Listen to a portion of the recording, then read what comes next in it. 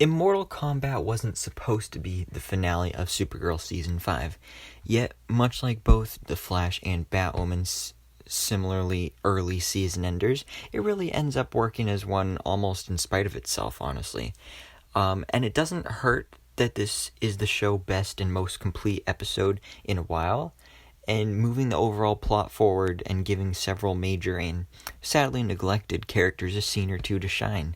Like, there were some really good moments in this episode, and the biggest reason that this episode feels like such a breath of fresh air is that Supergirl finally allows the emotional standoff between Kara and Lena to thaw, though the simple act of letting the two of them have an honest conversation free of ulterior motives.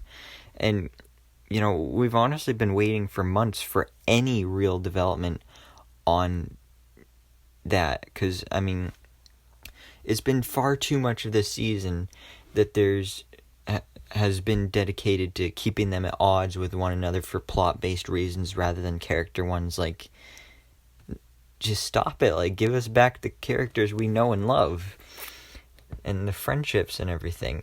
So It really was incredibly refreshing to watch these two women simply talk, acknowledge that they both had made mistakes, hurt one another and reacted poorly, and, Lena has every right to be hurt over the things Kara kept from her, but her self-awareness over the mistakes that hurt drove her to, now that's growth.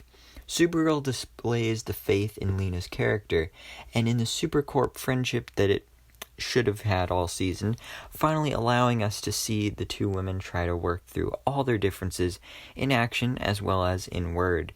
So, obviously that's a difficult thing, and it should be, because things ought to be a little rocky between them for a time, because their relationship has been a little bumpy. But they should be allowed to struggle toward something that looks like progress, and not to be stuck on an endless wheel of secrets and the same constantly repeated argument. Do I 100% think that Supergirl understands precisely how poorly this storyline was handled? Probably not really.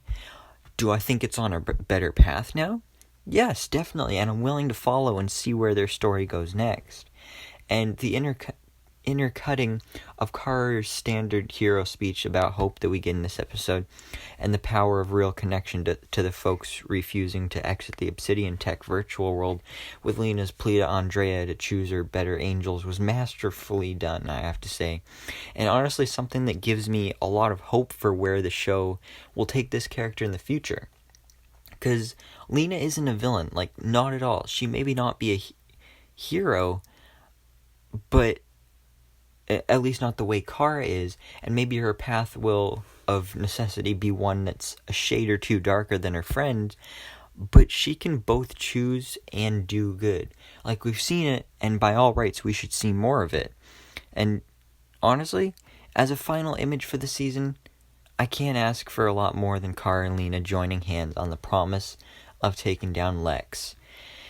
So, Immortal Kombat also does a fairly serviceable job of wrapping up a lot of Season 5's messiest storylines, because there's been a lot of them.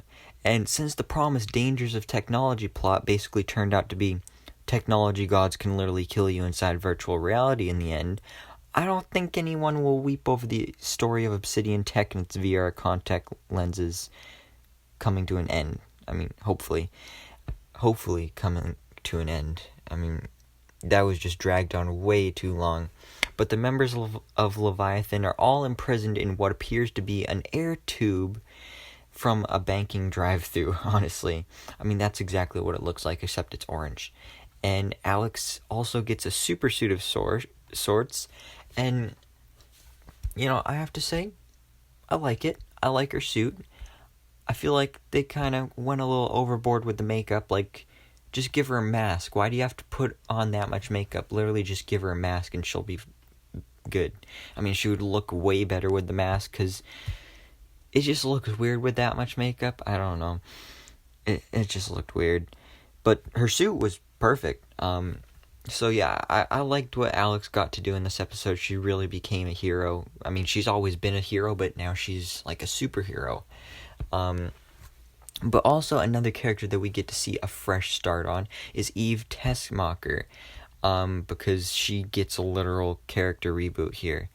But unfortunately, despite the defeat of both Leviathan and Obsidian Tech, Lex Luthor is neither captured nor imprisoned.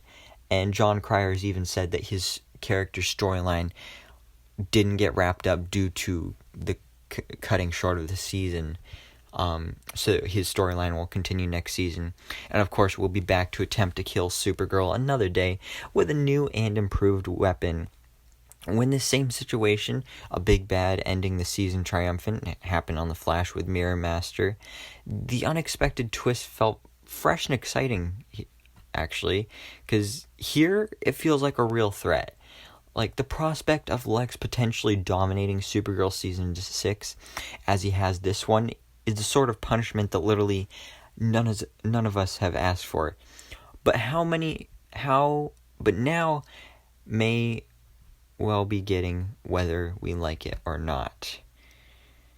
So yeah, that's due to that virus. But in a post-crisis on Infinite Earth's world, Supergirl has really struggled to tell an interesting and coherent overall story. The Leviathan plot is cumbersome to the point of incoherency. I'm honestly not sure I could explain it to a casual fan. Like, if somebody that, like, doesn't really get into it, if I had to explain it to them, I don't think I could even do that. But, like, the forced insertion of Lex Luthor into what feels like every aspect of the show has pushed many of Supergirl's central characters in the background. And I love Lex, but it's just pushed a lot of characters to the background. And, like, Lena's arc has been the most obvious casualty of Supergirl's unnecessary Lex mania. But Brainy, Nia, and Jean have all suffered this season, getting stuck with nonsensical or non-existent character arcs, honestly. But the Brainy is a secret double agent betraying his friends to save the world. I mean, that subplot, honestly, I think it was a terrible idea. I never really liked the idea of him, like, betraying his friends, but, like, also trying to save the world. It was, I don't know, it was kind of confusing, but yeah. But perhaps if it had the idea of Brainy accessing the worst of his ancestors, to bottle the Leviathan Immortals and save his friends, would have been moving. Although it wasn't, because we've spent most of the season unsure about Brainy's true motives, and with little understanding of his perspective. I'm also not entirely sure I ever really understood what his inside man act was meant to be protecting humanity from. But that may be because I stopped 100% paying attention to this subplot a while ago. I mean, kinda, just a little bit. Just a little side note here when it comes to Brainy, like, just watching him just be mean to Nia as a means of pushing her away, that's just wrong.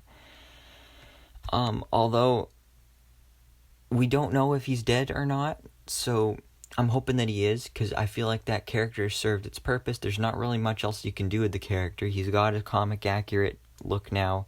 He looks how he should. The only other thing you can really do with him is get him back together with Nia, get him back to normal, but then you'd just be doing what you had before, and you need to change things up.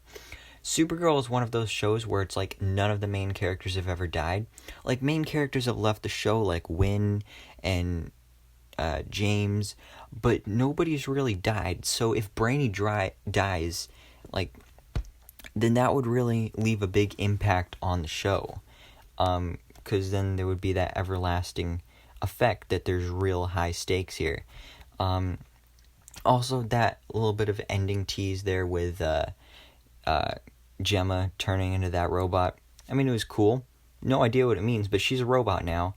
And then also, like I said, the very final scene of the episode involves Lex and basically teases that he will be back to terrorize Supergirl and the rest of the Kryptonians in Season 6. And he has teamed up with his mother now that he has the bottled up Leviathan people, which basically can give him immortality powers. So look forward to that in Season 6.